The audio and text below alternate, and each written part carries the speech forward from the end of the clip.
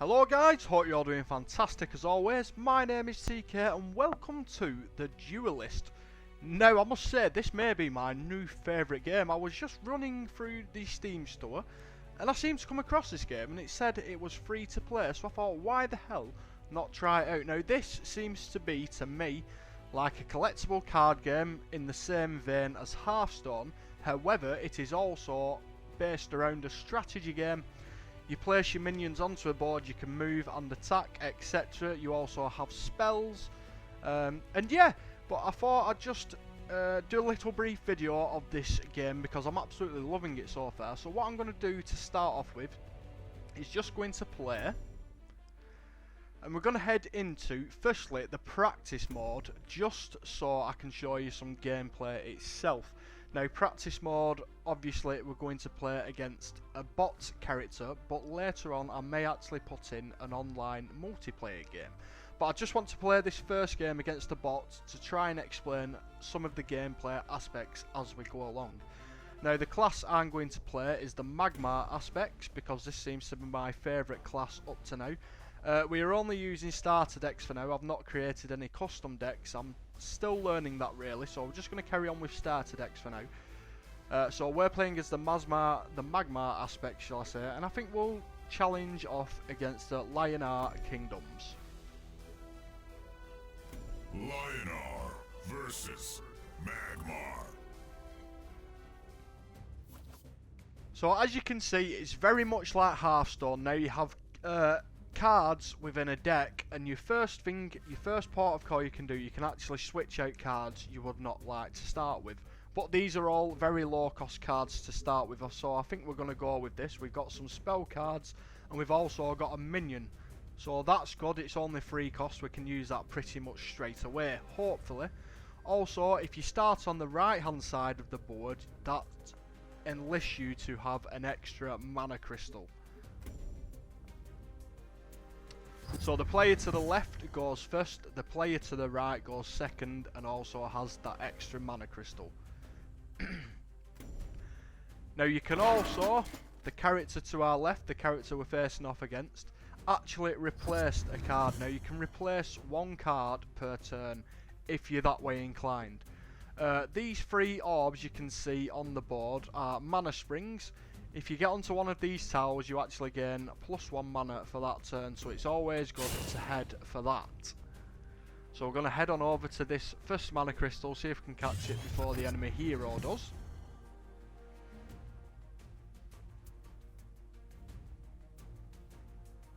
He's replaced yet another card. He mustn't be happy with the deck he boasts so far, and it seems he's placing a spell which damages me by 2 health, which isn't all that bad in all honesty. But it's now our turn, so we're going to move on to this mana crystal, which gives us an extra mana point, shall I say. So we've now got 5 mana to spend this round. So what I'd like to do, I guess, is get some board control. So we're going to put the Saber Spine Tiger. This has 3 attack, 2 health, and it has a rush ability which can move and attack immediately, so I can play this minion right now in this turn, obviously using the rush tactic. Now let's see what other spell cards we have. Give a friendly minion 2/2. This is a greater fortitude, only 1 mana cost, that's very good indeed. For 0 mana cost, choose an enemy minion, it can no longer counter attack. 2 cost natural selection, destroy any minion with the lowest attack or tied for the lowest attack, or a 1 cost greater fortitude. We've already looked at this card, so I guess for 1 cost we might as well play this onto our minion. So I'll give a friendly minion +2/+2, this gives him 5 attack and 4 health, so that means we can also use this to attack the hero straight away using our rush ability.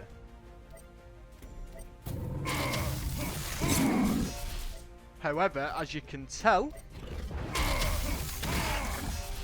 as soon as I attack, I'm actually attacked in return. Any minion, from what I know of so far in this game, if you are attacked, you will automatically counter attack. That is one of the I'm just watching what the move was. That is one of the mechanics in the game. If you are attacked, you will be counter-attacked. However, we've already got the enemy hero down to 11 health by obviously using our rush ability on our first minion along with that spell card. So now we have 5 mana crystals to spend. So what I'm going to do firstly is move my hero up here out of the way, because that minion is quite strong with 4 attack, 4 health, and celerity. This minion may activate twice per turn, so that means it gets 2 attacks per turn, which won't be too good for us if we stay in the way. Also, before I go on a little bit further, we also have hero powers, but these are called Bloodborne spells. It refreshes every 2 turns. You cannot use it every turn. It refreshes every 2 turns, and it also costs 1 mana crystal. However, the Bloodborne spell for our hero is an Overlord. This gives our general +1 attack. I'm not going to use that, not for 1 mana crystal. So what I'm going to do, we have a 5 cost Necroseer, which has 5 attack, 4 health, and a Dying Wish, which is a death rattle, similar to Hearthstone, which actually enables us to draw a card. So what I'm going to do, I'm going to put you here. Yeah, I'll just end that turn there. So now, hopefully, if the enemy's minion attacks that card, it will in fact defeat it. I will also defeat the minion itself, and I'll also be able to trigger my Death Wish.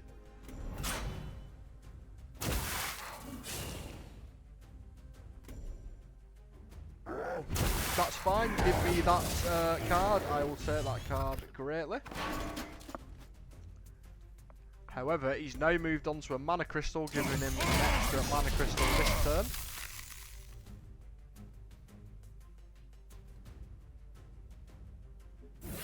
And he's also activated a Primus Shieldmaster for 3 attack, 6 health, and it has the Provoke ability. Provoke stops nearby enemy minions and generals from moving. They must attack this first. So if I'm caught within the range of this minion now with anything, I cannot move or attack anything else unless I actually dispose of this minion. So what I'm going to do is I have 6 points to spend, 4 damage, 6 health, but it also deals double damage to generals. So what I could do, if I can survive this turn with this card, however it's provoked by this card, which isn't going to do me very well, this could be a problem. That was the wrong move. However, I'm actually going to try and dispatch of this enemy minion for now. It can no longer attack. This costs no mana points. And we're just going to end the turn now because we've run out of mana. So what I was actually trying to do, this Bloodletter deals double damage to generals, so obviously I'd have gained 8 attack instead of 4. He only has 1 health. He only has 9 health, should I say, so I was hopefully going to try and take him down to 1 health and finish him off with my hero. But that plan doesn't seem to have worked, which is inappropriate. Damn! Right. Luckily, we've still got 19 health with our hero. So what can we do? What can we do? What can we do? We have 7 points to spend.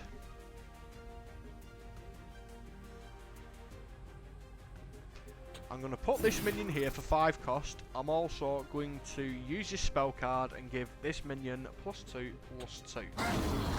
That should give me some decent protection, hopefully. Now I can take out with my hero this Primus Shieldmaster and completely dissolve the Provoke, which is good.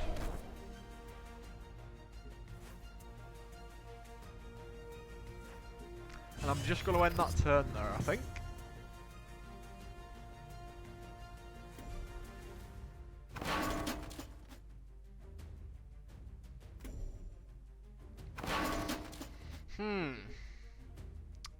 the sneaky little bugger is moving away.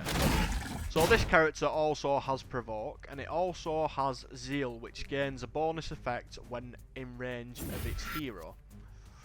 And its Zeal means it gains 2 attack. So the first thing we really need to do, I guess, is it only has 1 attack, which is nice. So what I'm going to do is play my Bloodborne spell on my hero, giving me an extra attack. I'm now going to take out this minion.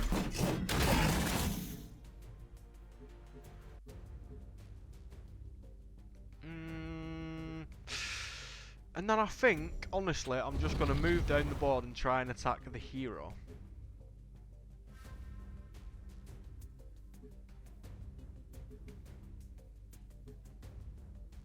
I'm going to play this card again as well. Just for backup, I will get a Dying Wish if it comes to that point. However, I don't think it will right now, due to the fact that we seem to be winning this game. I mean, the bots in this game are actually quite clever. The AI is clever. So it is problematic. I mean, he's just running around like an absolute idiot right now. But I will get there eventually. Go on, attack, activate my Dying Wish. Go ahead. That's a quite good card for 6 cost. I'm not going to complain too bad at that.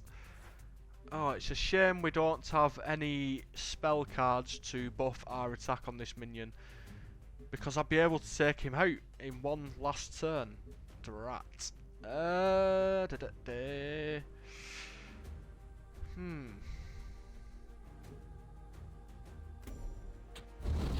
Well, I'm just going to go for the attack regardless. He's only going to do 2 damage in return, so I can't really complain too much about that. We'll move our hero down here as well.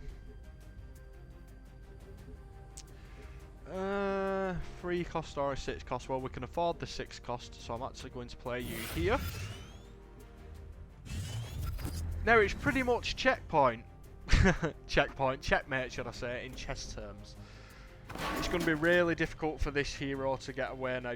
I mean, he's within range of any move I'm going to make in the next turn. Which is a shame. Now for fun, I'm just going to replace this card. Your general gains 4 attack. That's not going to really matter now. But what I want to do, this character, the Bright Moss Golem, started off the assault on the enemy hero. So what I'm going to do is actually finish him off with this minion.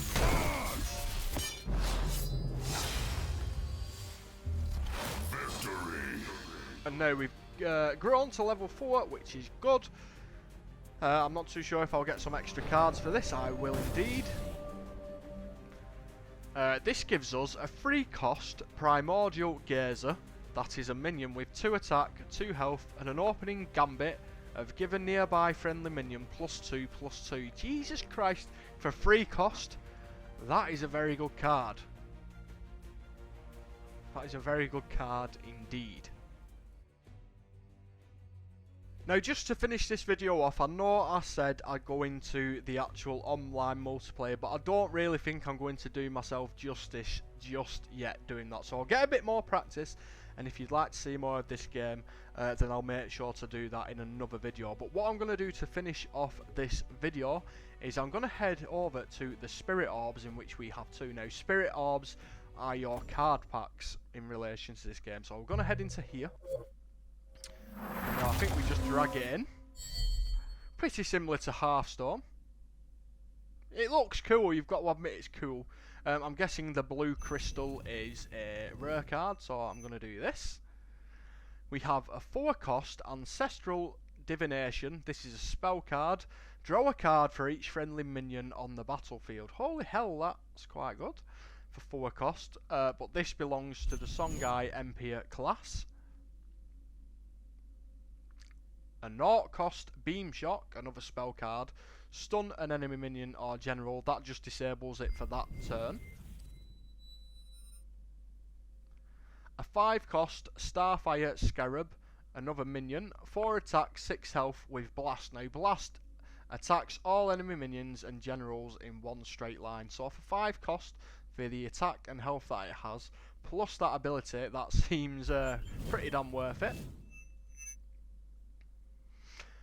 We have a free cost Astral Phasing, another spell card. Give a friendly minion +5 health and flying, which allows you to move anywhere on the battlefield within your movement phase. That's pretty good, 5 health and flying, free cost. And the rare card I'm guessing this is, well, by the judge of the cost, 7 cost, an Unstable Leviathan, a minion card, 11 attack, 11 health.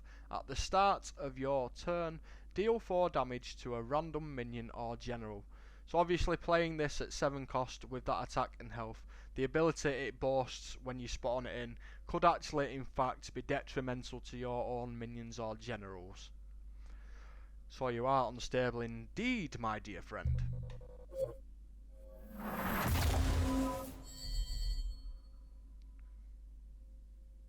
Purples. Now, is purple higher up than blue? I have no idea whatsoever, but we're just going to stick with the whites again for now.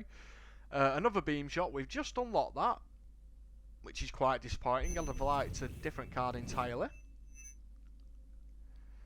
Yep, we've unlocked this again. Yay, different card for a change. 4 cost, Deepfire Devourer, a minion card, 4 attack, 4 health. It has Frenzy. When attacking in melee range, simultaneously strike all other nearby enemies. Whew. That seems extremely OP.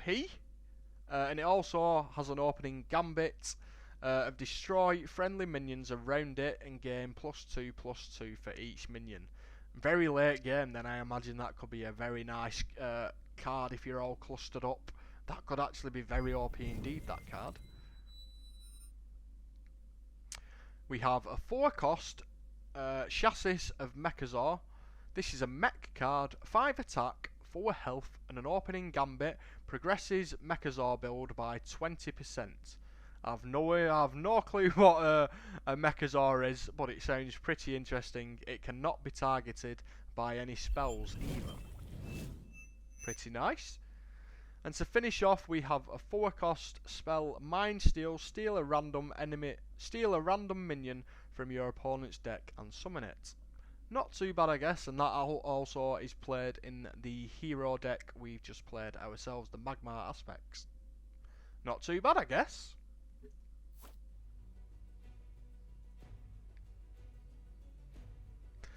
So guys, that was a quick look at Duelyst. This game seems to me like an absolutely fantastic game. I think it's pretty early on in its life cycle. There's a lot that could be added, new classes, new cards, etc.